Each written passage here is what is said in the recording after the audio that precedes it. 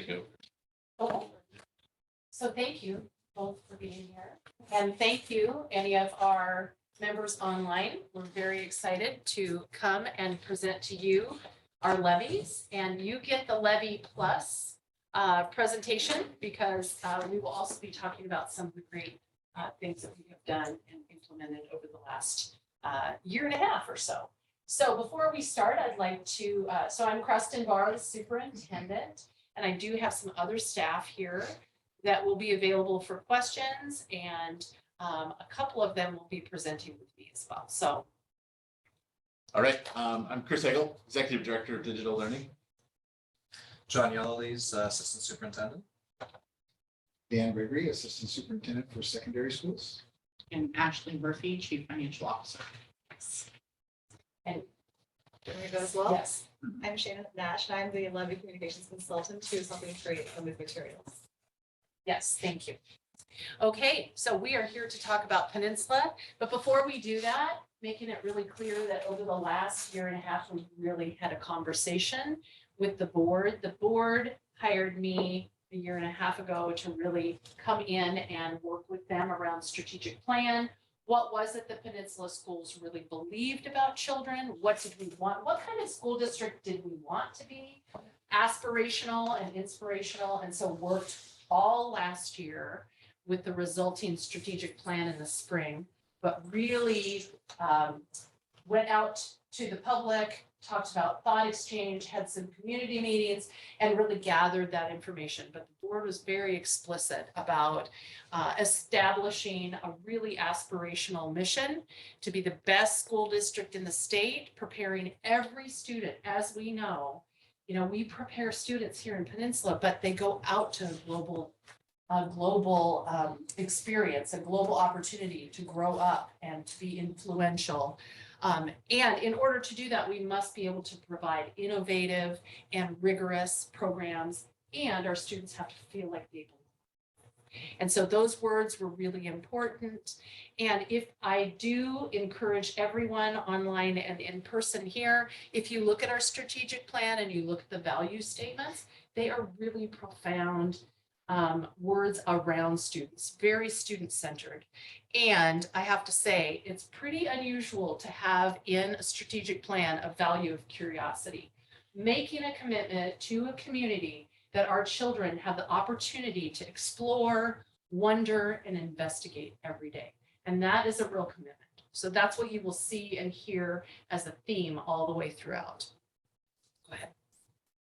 So several years ago, coming out to the community, I, coming in as a new superintendent, have been very honored and blessed to be able to watch the work.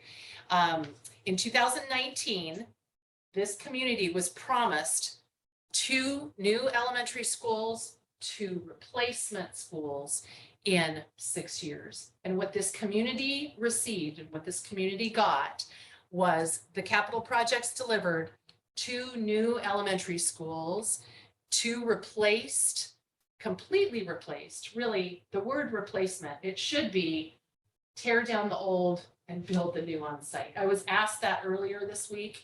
And so, I wonder about the word replacement because they're brand new schools.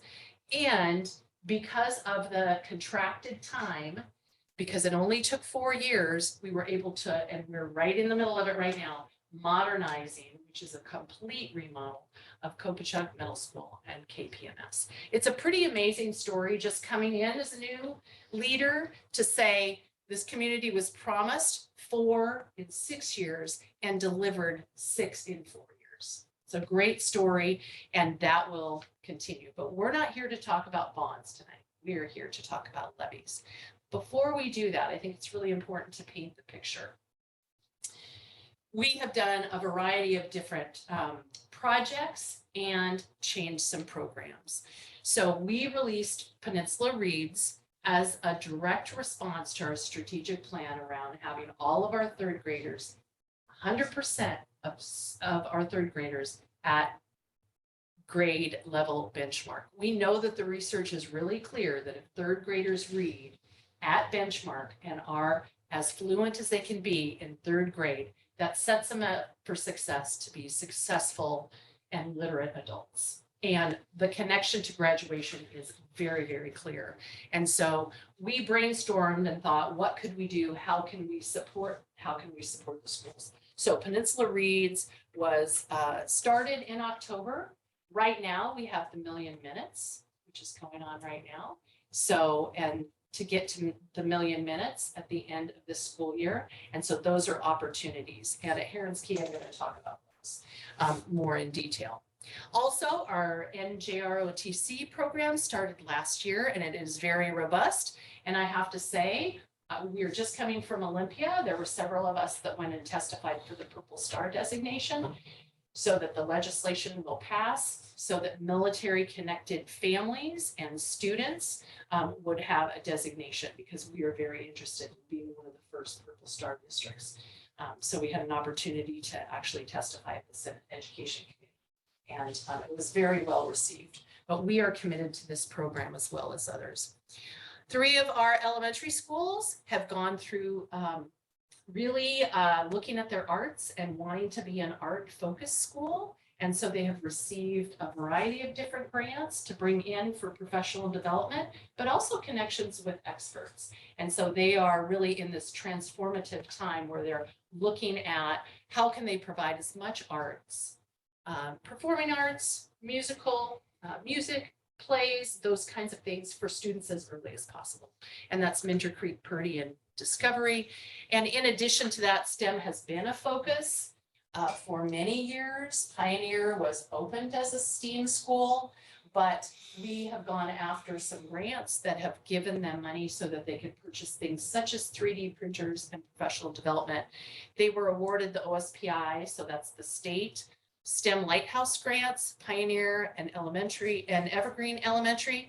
And just this week, we submitted to be Washington State a Green School Award. And last year they received, I think they made up a new award for us because I'd never seen a green leader, but Evergreen, Pioneer, and Swiftwater received the Green Leader Award last year. We just submitted this week, and we included Voyager in that as well. So 4 submittals, and we were asked to resubmit. So that is good news. Go ahead.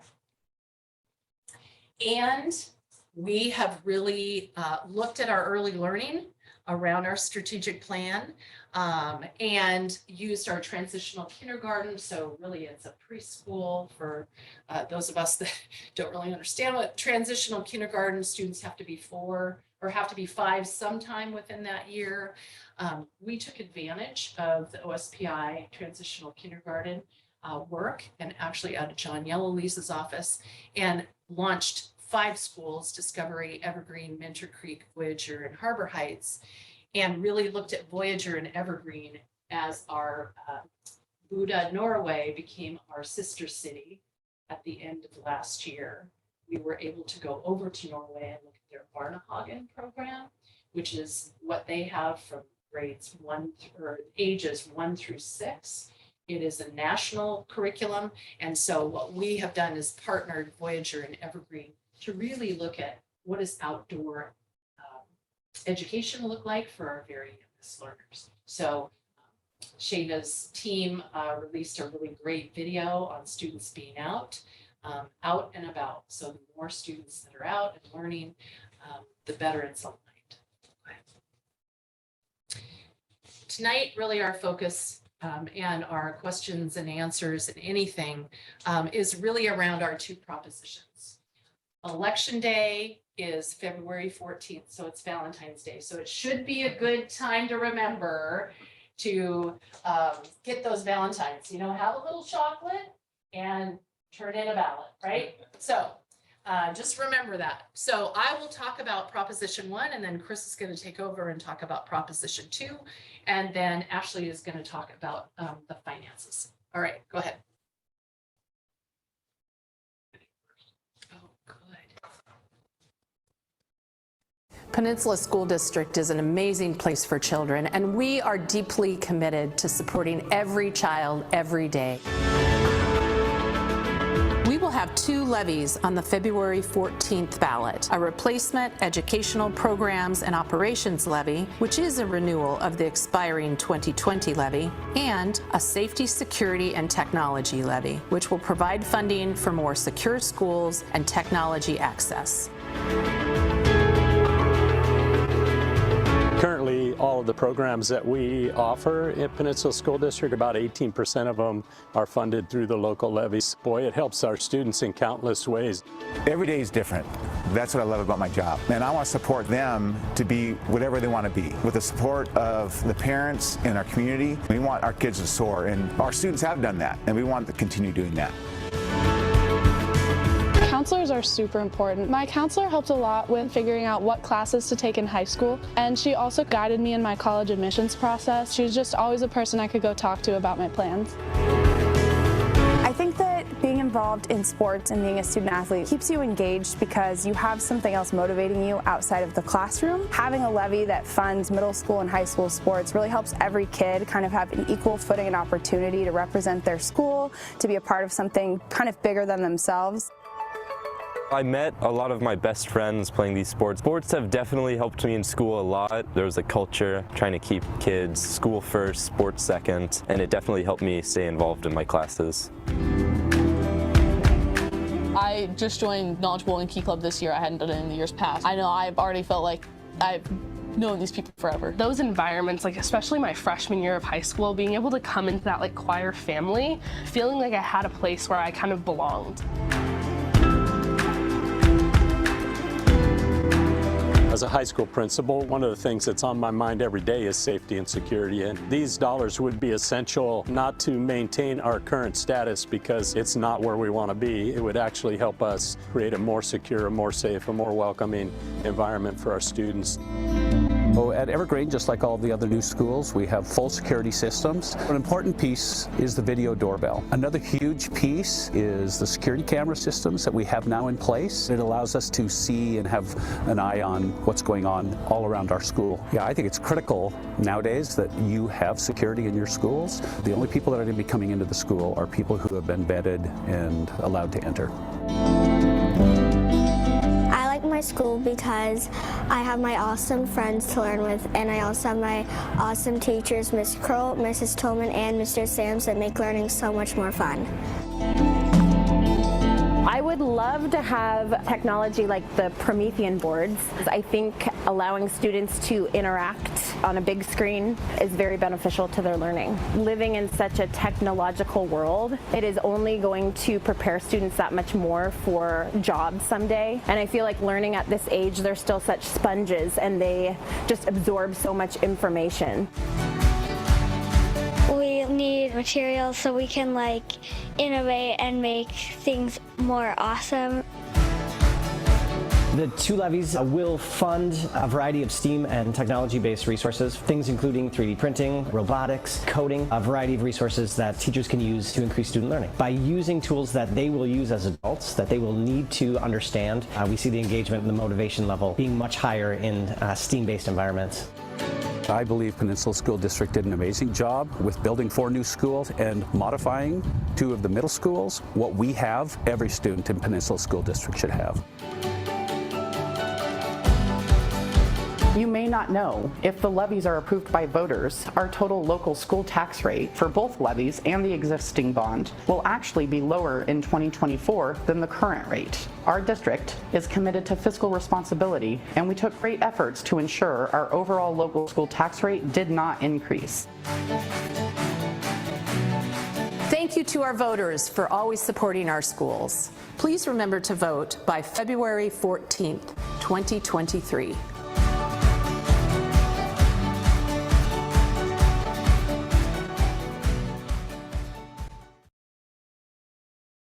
Peninsula School. Oh boy, Stop.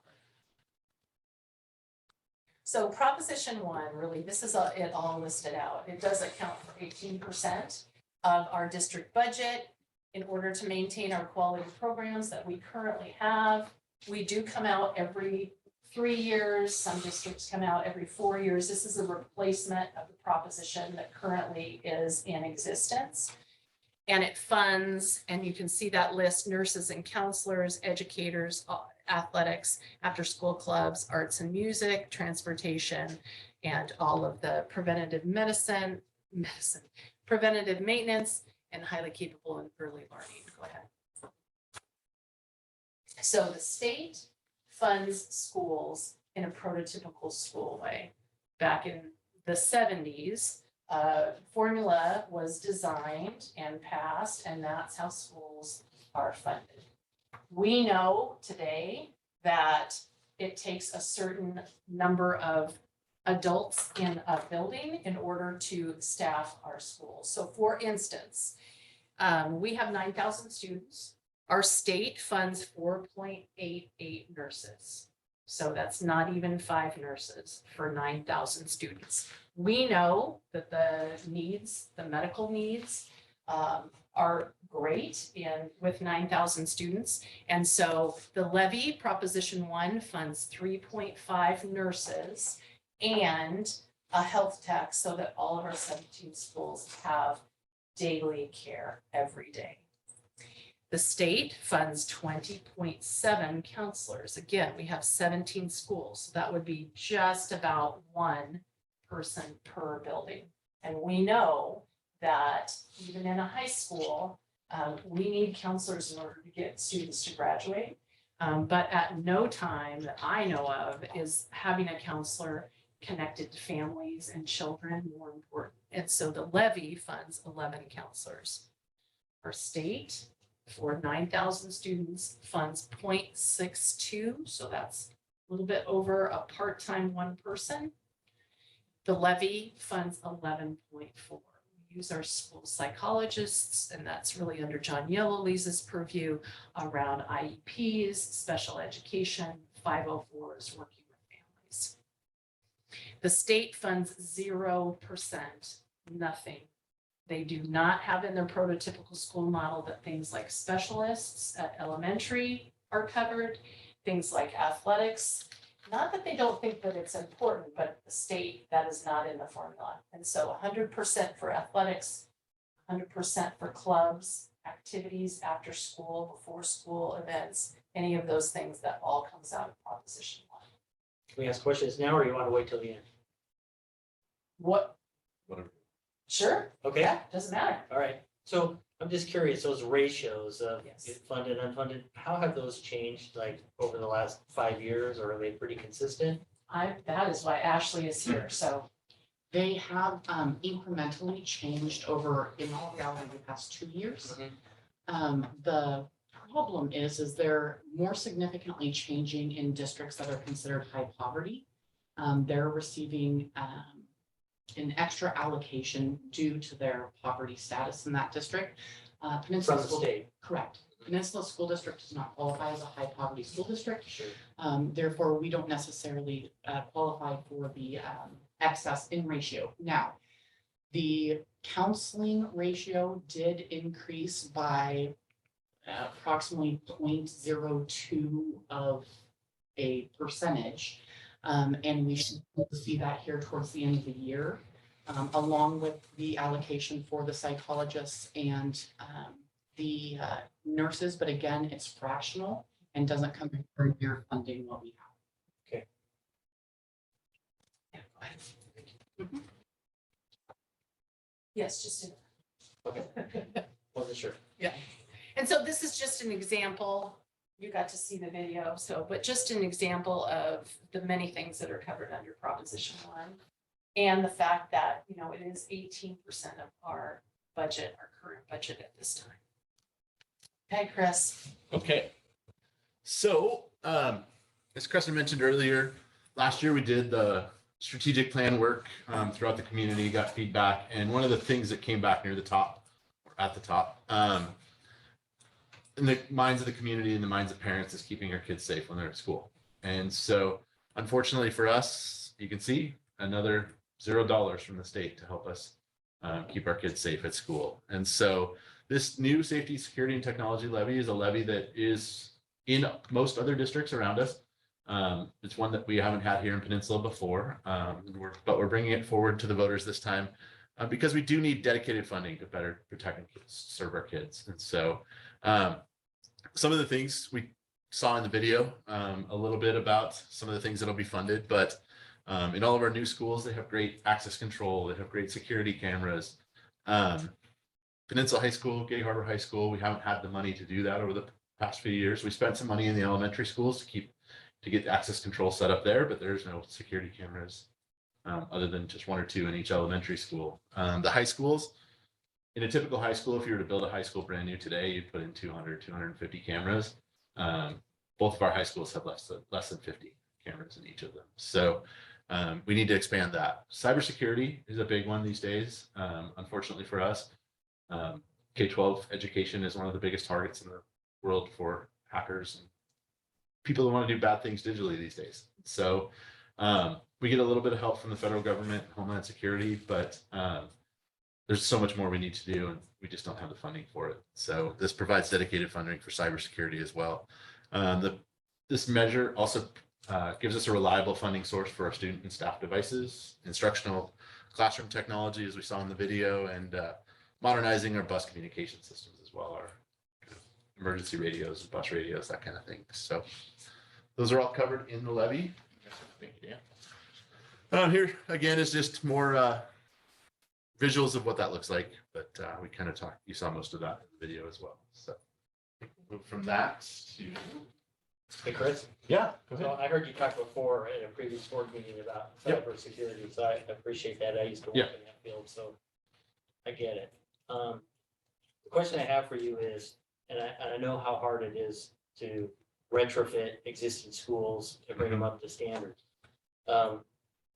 There's a balance in that, right? You can't always go with a gold-plated solution, Absolutely. so you have to pick a brass-plated solution, right? So can you just talk to some of the, I would call them trade studies that you did to come up with what your proposal is here, and how does it, is it a gold standard, silver standard, bronze standard? What is it? Does that make sense? Yeah. It's definitely not a gold standard, that's for sure. You need a whole brand new buildings to do that. But you can take, for example, Peninsula High School. Right now, Peninsula High School, I don't even know, I haven't counted them, but exactly, but there's 30, 40 exterior doors to corridors throughout the building. So far, we've been able to secure automatically with the access control 3 of those doors. We need to do all of those doors. That's the standard we even have in our older elementary schools. We need to get our high schools up to at least that bare minimum. Some of the things that we talk about when we talk about emergency communication systems is just replacing 30-year-old equipment. Some of our elementary schools have emergency paging systems that literally we put one back together this week or last week. So we need to replace those, but they're really expensive. So doing a paging system, when we did them at the high schools, they were $250,000 to $300,000 a piece just to do a simple paging system. So these things are expensive. They're costly to pay for, but we have to do just the bare. We've got to get to the bare minimum first on some of these buildings. We'd really like to get our middle schools, the 2 remaining middle schools that aren't modernized. They've only got one. They've also got 1 camera and 1 access controlled door. Both of those schools as well. So we have plans. We had quotes.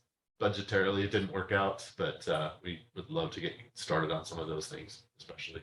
Okay, thanks. Yeah. What kind of internal risk assessment does Peninsula School District do on maybe an annual basis that would help you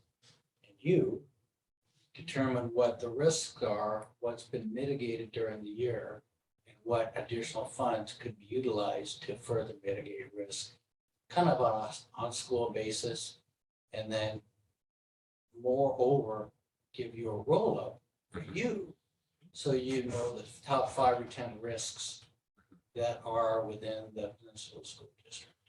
So, Dan, you can correct me on the year, but I think we had the last one we had one done last year. I'll come back to that one in a second.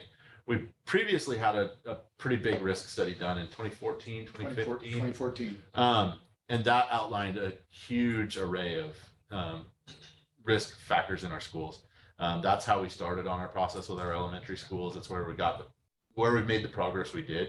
Last year when Kristen came in, she brought in another person to do a study for us, and he produced a report as well that I think we did present at the board meeting last year.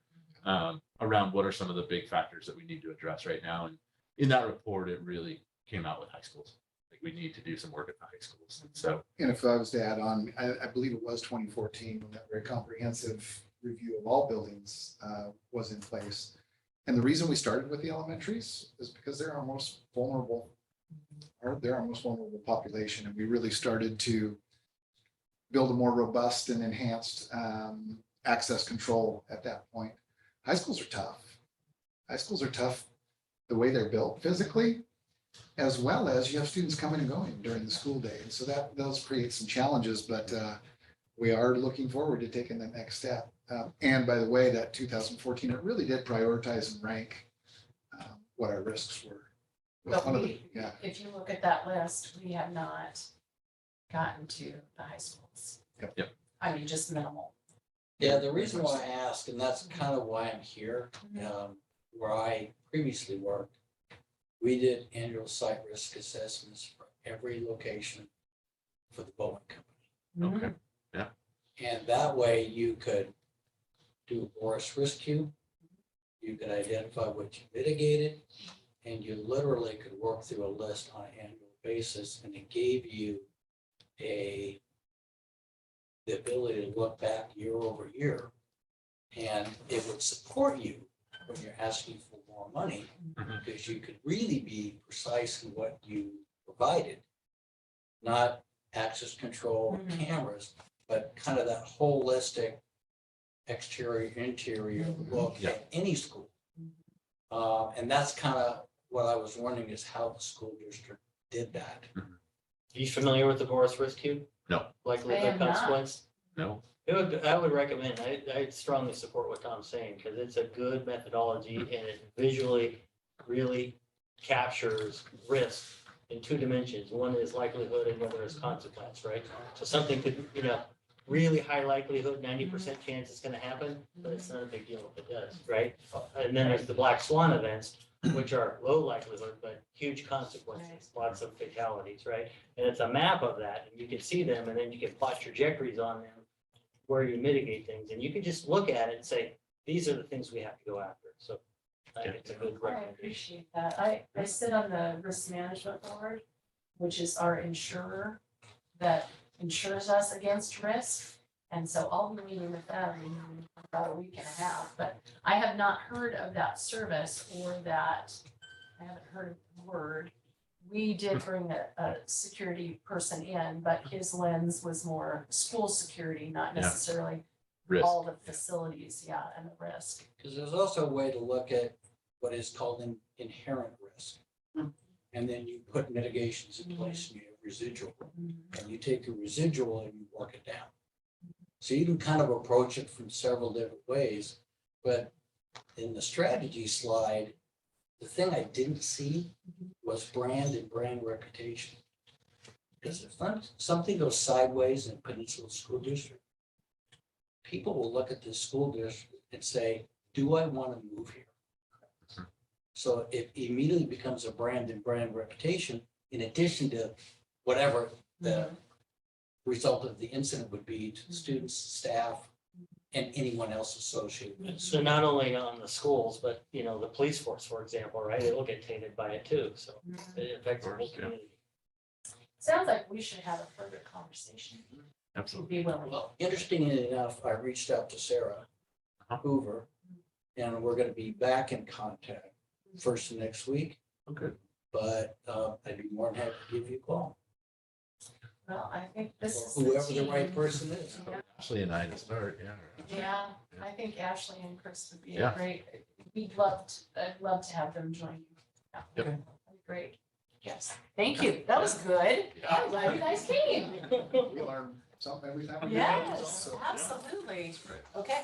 Ashley. Okay, so anytime we talk levy, obviously individuals want to know what's our financial impact of what we're talking about.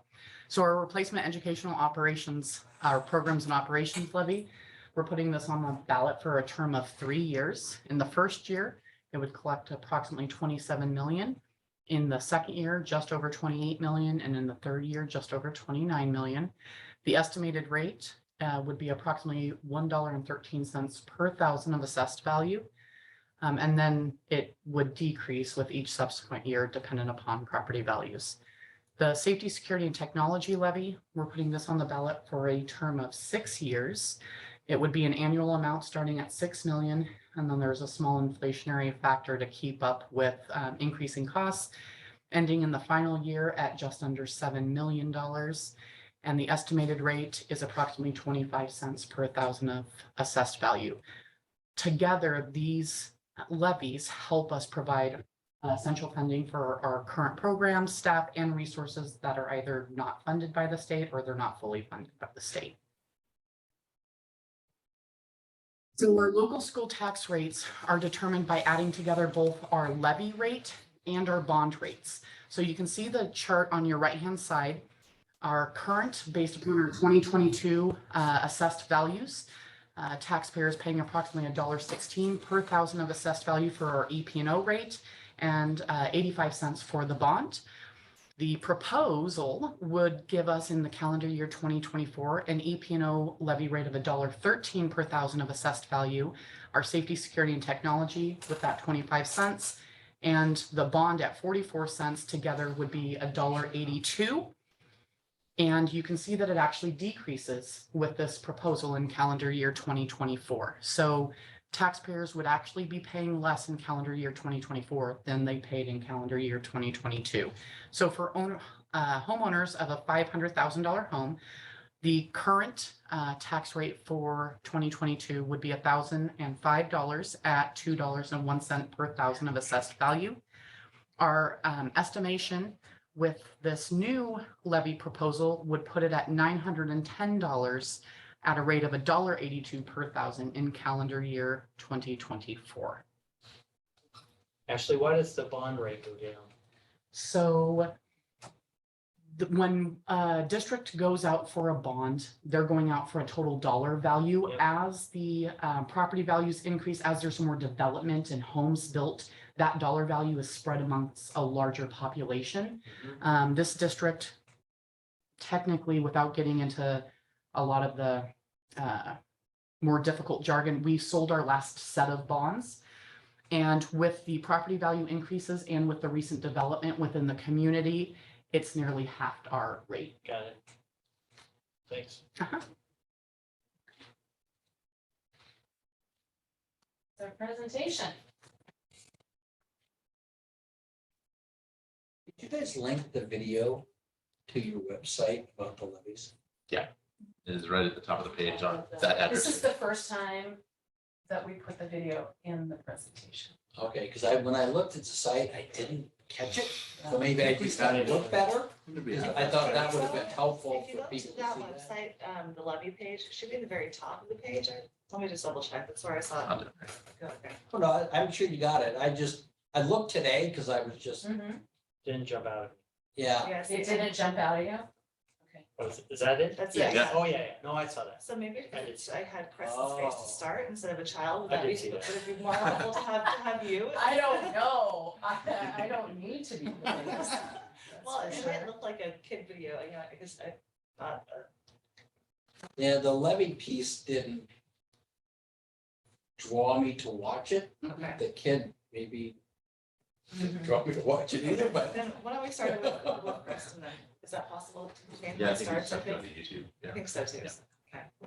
Well, thank you for coming. Yeah, We're thank really you. appreciative. Great presentation. Hopefully it was clear. We'll be a little bit more, we'll talk a little bit more about the programs at Heron's Key and at the Rotary in the morning on Friday, but we appreciate you vetting that with us. I wasn't quite ready for the video, so I was like, oh, okay. Yep. All right. You know, and the other thing, just feedback is, I think it's good that you're showing an overall reduction, because everybody I've talked to about this says, how come they're asking for money when we're going into a major recession? And, you know, I'm not defending that, I'm just saying that's where people's heads are at, right? And so I think you have to be sensitive to that. The fact that you're showing a reduction, I Yes, think does represent that, but yes, people are really concerned, yes. really concerned. Yes, well, in Proposition 1, that is a necessity. That is absolutely. We won't have sports at high school. We won't, I mean, those things cannot exist without a proposition. And it's a replacement. It's So a it's a replacement. tax that individuals are currently Right. already paying. Right. It's not more, Right. It's less. it's less. But you're right, because people know this much, right? So we appreciate that.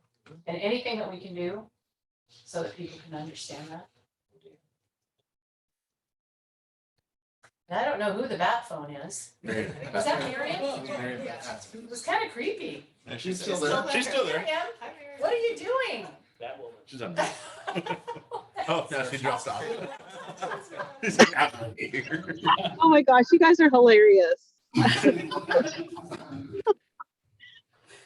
Well, it's funny, we were following you in your car.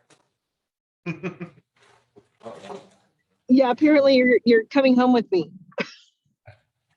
So, and this is just a question for my purposes. So when we're doing in-person Zoom, are any individuals who are part of our Zoom community able to ask questions?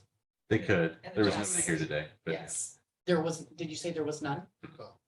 Well, Miriam and Danielle yes. Chastain was there, but yeah. There were three, so who was the third? We had The room. 6 individuals sign up wanting the. Yep. Darn. The room was the third, is that what you said? Yeah. Yeah. Yep. So do you have a time set with Sarah Hooper? I don't. Okay. She was We- super I- busy. I but- will work around it. Will you We'll figure it out. maybe make the appointment and? Okay. She has your contact info. She has my email and my phone. Perfect. Sounds good. That works. Love to come and chat with you guys. That would be awesome. Definitely. Yeah, I'd appreciate it. It's kind of what I did. Good. And I wrote it down, did you say Boris?